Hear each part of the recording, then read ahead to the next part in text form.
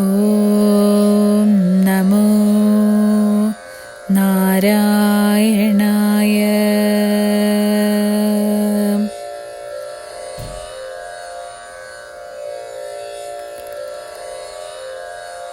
ശ്ലോകം 3.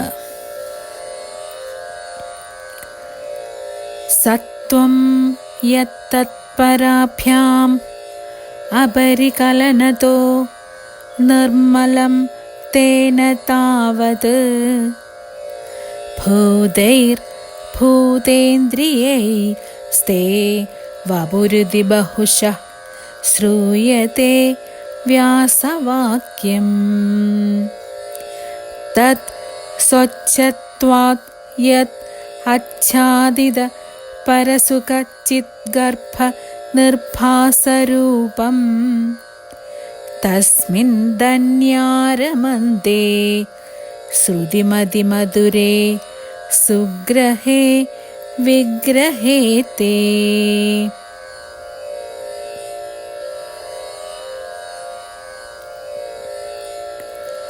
ഗുരുവായൂരപ്പ, അങ്ങയുടെ സ്വരൂപം ശുദ്ധ തത്വാത്മകമാണ്. അത് സജ്ജനങ്ങളായ ഭക്തന്മാരുടെ ഹൃദയത്തിൽ ആനന്ദം പ്രദാനം ചെയ്യുന്നതാണ്. ഗർഭത്തിൽ സ്ഥിതി ചെയ്യുന്നതിനെ വ്യക്തമായി വെളിയിൽ കാണപ്പെടാൻ സാധിക്കാത്തതുപോലെ അങ്ങയുടെ തത്വം മായയിൽ ആച്ഛാദിതമായി ഒളിഞ്ഞിരിക്കുന്നു. സജ്ജനങ്ങൾ കേട്ടും അറിഞ്ഞും അങ്ങയുടെ തത്വം മനസ്സിലാക്കി അങ്ങയിൽ രമിക്കുന്നു.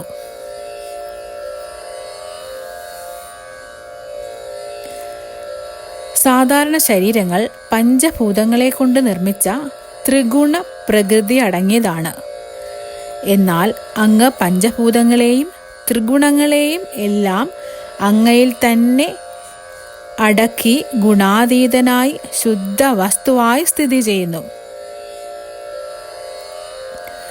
ഏക ബ്രഹ്മമാണ് നാനാവിധ രൂപഭാവങ്ങളോടുകൂടി ഉത്ഭവിച്ച് ലോകം നിറഞ്ഞു നിൽക്കുന്നത്.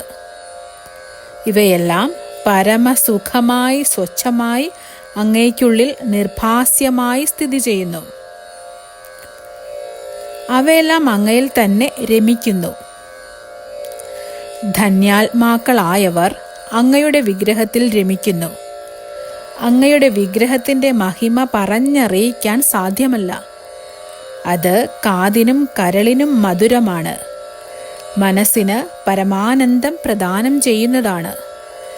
ധന്യാത്മാക്കളായ പുണ്യപുരുഷന്മാർ അങ്ങയെ പെട്ടെന്നറിയുന്നു. അജ്ഞാനികൾക്ക് അങ്ങയെ ഒരിക്കലും അറിയാൻ സാധിക്കുന്നില്ല.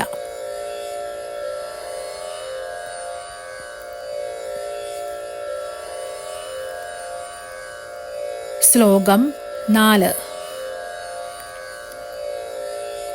നിഷ്കമ്പേ നിത്യപൂർണേ നിരവധി പരമാനന്ദ പീയൂഷരൂപേ നിർലീനാനേക മുക്താവലി സുഭഗതമേ നിർമ്മല ബ്രഹ്മസിന്ധോ. കല്ലോലോല്ലാസതുല്യം ഖലു വിമലതരം സത്വം ആഹുസ്തദാത്മാ കസ്മാന്നോ നിഷ്കളസ്ത്വം സകള ഇതി വജഃ ത്വത്കലാസ്വേവ ഭൂമൻ.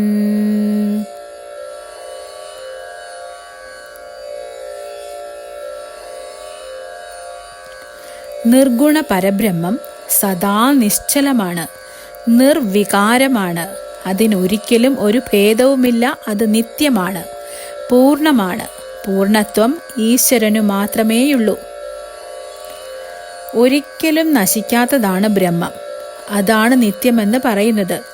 പൂർണ്ണ കലകളോട് ശോഭിക്കുന്നത് കൊണ്ടാണ് പൂർണ്ണൻ എന്ന് പറയുന്നത്. ആ ബ്രഹ്മം സൃഷ്ടികാലത്ത് പല രൂപത്തിലായി തീരുന്നു. ആ രൂപങ്ങളും പരമാനന്ദം പ്രദാനം ചെയ്യുന്നവയാണ്.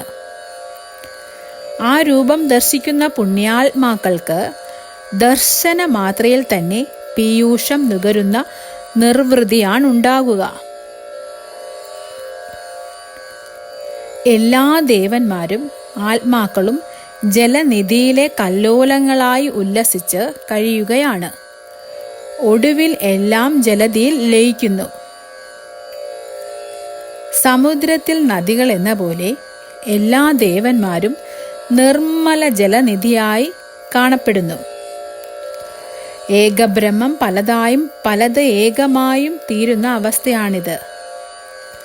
സമുദ്രത്തിനുള്ളിലെ മുത്തുമണികൾ കണ്ടെടുക്കാൻ ബുദ്ധിമുട്ടുന്നത് പോലെ ബ്രഹ്മമാകുന്ന ബിന്ദുവിൽ നിർലീനമായിരിക്കുന്ന ത്രിഗുണ ദേവന്മാരെ കണ്ടുപിടിക്കുക എന്നതും പ്രയാസമാണ്.